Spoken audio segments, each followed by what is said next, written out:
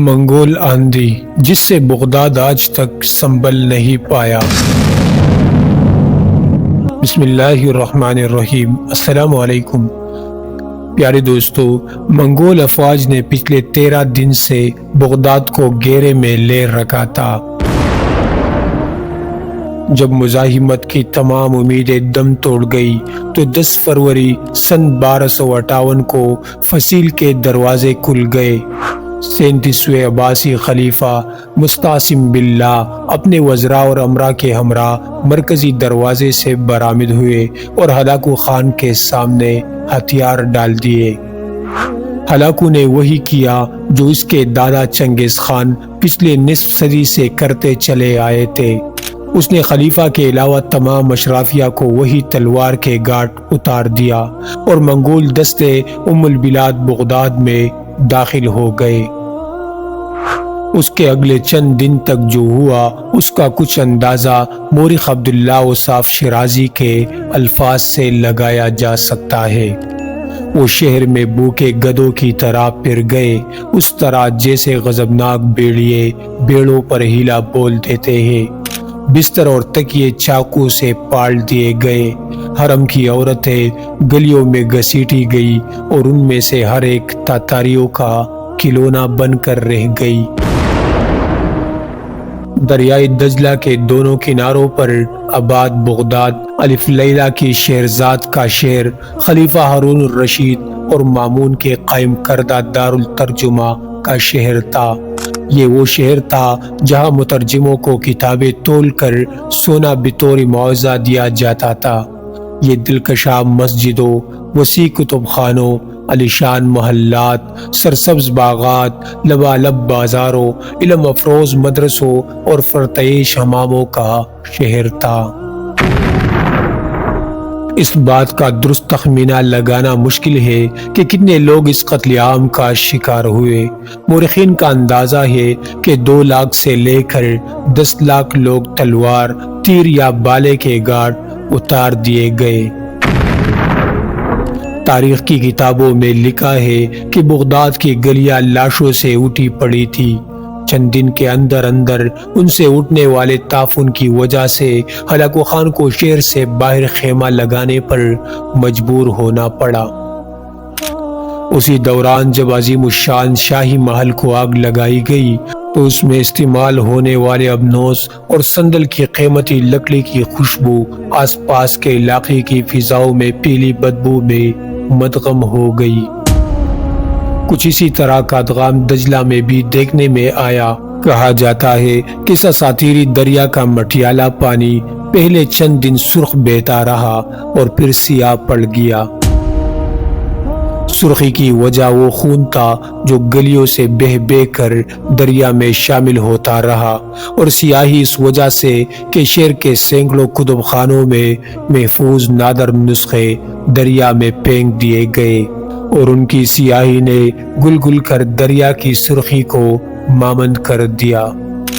فارسی کے عظیم شاعر شیخ سعدی خاصا عرصہ دراز بغداد میں رہے تھے اور انہوں نے یہی کہ مدرسہ نظامیہ میں تعلیم حاصل کی تھی۔ چنانچہ انہوں نے سقوطی بغداد کا یادگار نوحہ لکھا جس کا ایک ایک شعر دل کو دہلا دیتا ہے۔ ہلاکو خان نے 29 جنوری 1257 کو بغداد کے محاصرے کا آغاز کیا تھا۔ حملے سے پہلے اس نے خلیفہ معتصم کو لکھا، لوہے کے سوئے کو مکہ مارنے کی کوشش نہ کرو، سورج کو بجھی ہوئی موم بتی سمجھنے کی غلطی نہ کرو۔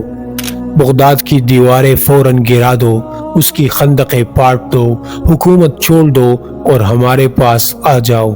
اگر ہم نے بغداد پر چڑھائی کی تو تمہیں گہری ترین پاتال میں پناہ ملے گی، نہ بلند ترین آسمان میں۔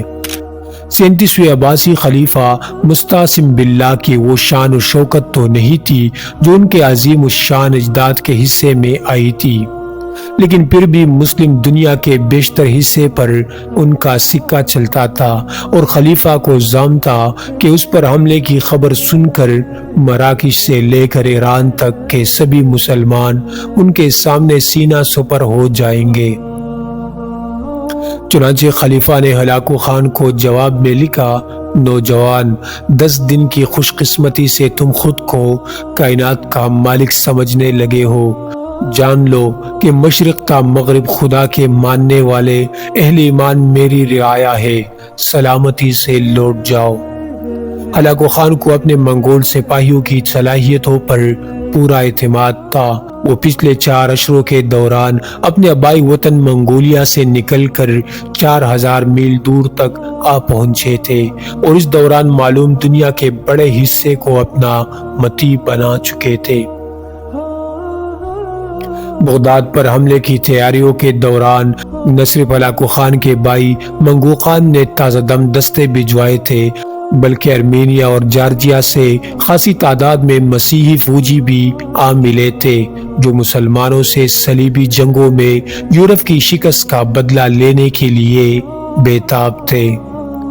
یہی نہیں، منگول فوج تکنیکی لحاظ سے بھی کئی زیادہ برتر اور جدید ٹیکنالوجی سے بہراور تھی۔ منگول فوج میں چینی انجینئروں کا یونٹ تھا جو منجنیقوں کی تیاری اور بارودوں کے استعمال میں مہارت رکھتا تھا۔ بغداد کے شہری آتش گیر مادے نفتا سے واقف تھے جسے تیروں سے باندھ کر پھینکا جاتا تھا، لیکن بارود سے ان کا کبھی واسطہ نہیں پڑا تھا۔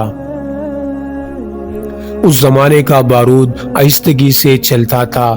منگولوں نے اس میں یہ جدت پیدا کی، اسے لوہے یا پکائی گئی مٹی کی ٹیوبوں میں رکھ دیتے تھے جس سے وہ دھماکے سے پھٹ جاتا تھا۔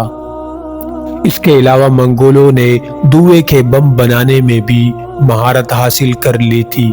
ان کی منجنیقوں نے شہر پر آتشی بارش برسانا شروع کر دی۔ یہی نہیں، منگولوں نے فصیل کے نیچے بارود لگا کر اسے بھی جگہ جگہ سے توڑنا شروع کر دیا۔ بغداد کے باسیوں نے یہ آفت اس سے پہلے کبھی نہیں دیکھی تھی۔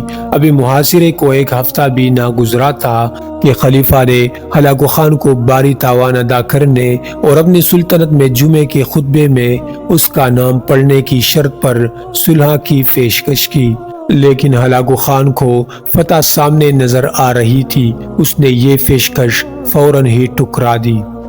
آخر 10 فروری کا دن آیا جب خلیفہ نے شہر کے دروازے منگولوں کے لیے کھول دی۔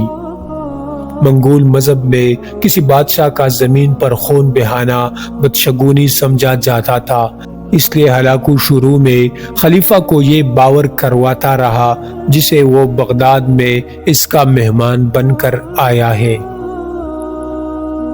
خلیفہ کی ہلاکت کے بارے میں کئی کہانیاں مشہور ہیں، تاہم زیادہ قرین قیاس ہلاکو کے وزیر نصیر الدین توسی کا بیان ہے جو اس موقع پر موجود تھے۔ وہ لکھتے ہیں کہ خلیفہ کو چند دن بھوکا رکھنے کے بعد ان کے سامنے ایک ڈھکا ہوا خوان لایا گیا۔ بھوکے خلیفہ نے بے تابی سے ڈھکن اٹھایا تو دیکھا کہ برتن ہیرے جواہرات سے بھرا ہوا ہے۔ ہلاکو نے کہا، کھاؤ۔ مستعصم باللہ نے کہا، ہیرے کیسے کھاؤں؟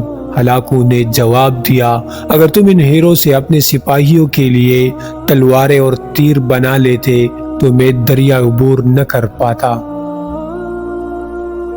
عباسی خلیفہ نے جواب دیا، خدا کی یہی مرضی تھی۔ ہلاکو نے کہا، اچھا تو اب میں جو تمہارے ساتھ کرنے جا رہا ہوں وہ بھی خدا کی مرضی ہے۔ اس نے خلیفہ کو نمدوں میں لپیٹ کر اس کے اوپر گھوڑے دوڑا دیے تاکہ زمین پر خون نہ بہے۔ بغداد کی بنیاد مستعصم باللہ کی جد ابو جعفر بن المنصور نے سن 762 میں بغداد نامی ایک چھوٹے سے گاؤں کے قریب رکھی تھی۔ صرف چند عشروں کے اندر یہ بستی دنیا کی تاریخ کے عظیم ترین شہروں میں شامل ہو گئی۔ ہندوستان سے لے کر مصر تک کے علماء، فضلاء، شاعر، فلسفی، سائنسدان اور مفکر یہاں پہنچے لگے تھے۔ اسی زمانے میں مسلمانوں نے چینیوں سے کاغذ بنانے کا طریقہ بھی سیکھ لیا اور دیکھتے ہی دیکھتے شہر علمی سرگرمیوں سے معمور ہو گیا۔ 9ویں صدی میں بغداد کا ہر شہری پڑھ لکھ سکتا تھا۔ تاریخ دان ٹرٹیس چینڈلر کے تحقیق کے مطابق سن 775 سے لے کر سن 932 تک آبادی کے لحاظ سے بغداد دنیا کا سب سے بڑا شہر تھا۔ اس کے علاوہ اسے 10 لاکھ کی آبادی تک پہنچنے والے دنیا کا پہلا شہر ہونے کا اعزاز بھی حاصل ہے۔ پیارے دوستو، مزید تاریخی واقعات اور قصص الانبیاء کے لیے چینل کو ضرور سبسکرائب کریں۔